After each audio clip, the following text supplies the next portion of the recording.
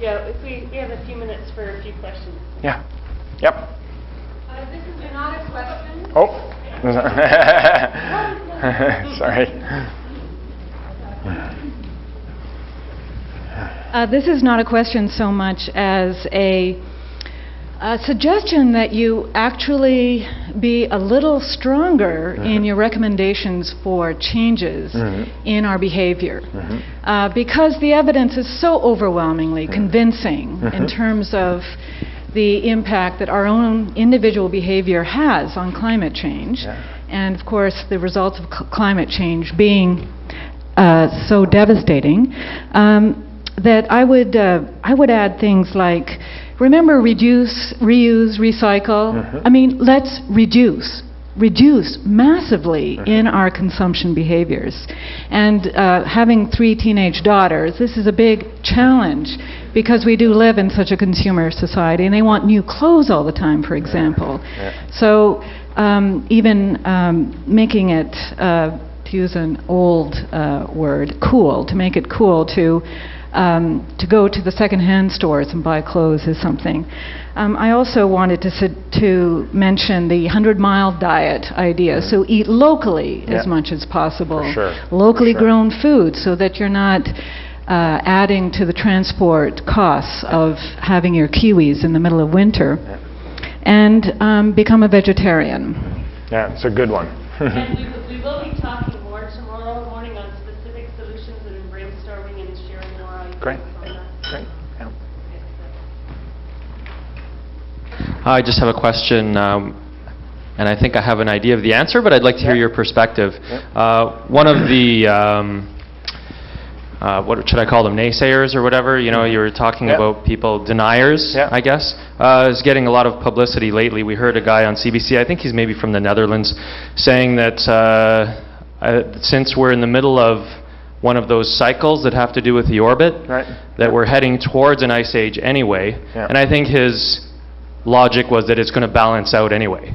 Like, why do we have to worry about it now? Sure, it's heating up now, but we're heading towards a cooling trend, which the data doesn't show, but it's on its way anyway. So how would you respond to that? He's on CBC just yesterday.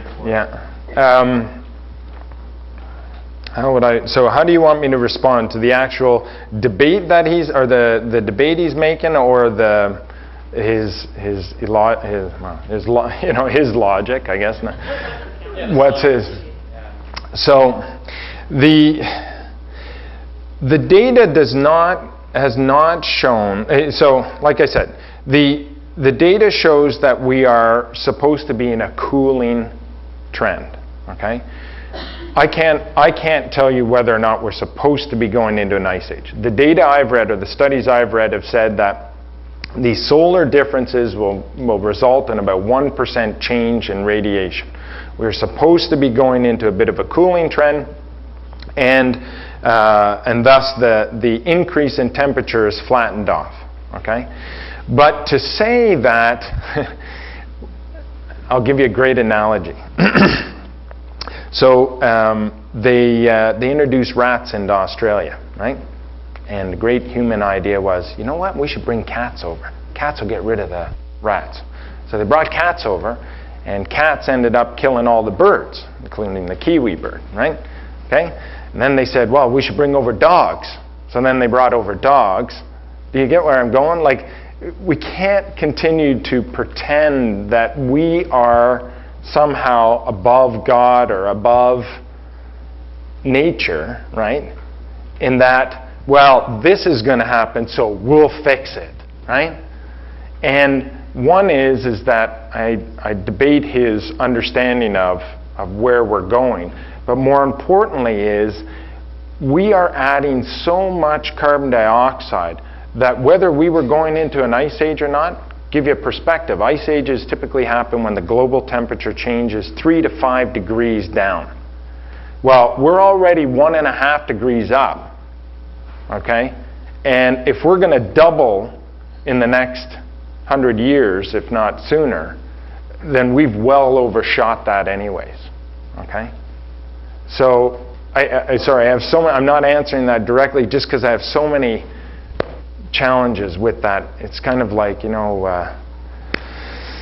anyway, let's move on. Another question? Yeah. Hi, just in regard to the quote from King about the dangers of standing idly by, I just wanted to offer 2 comments.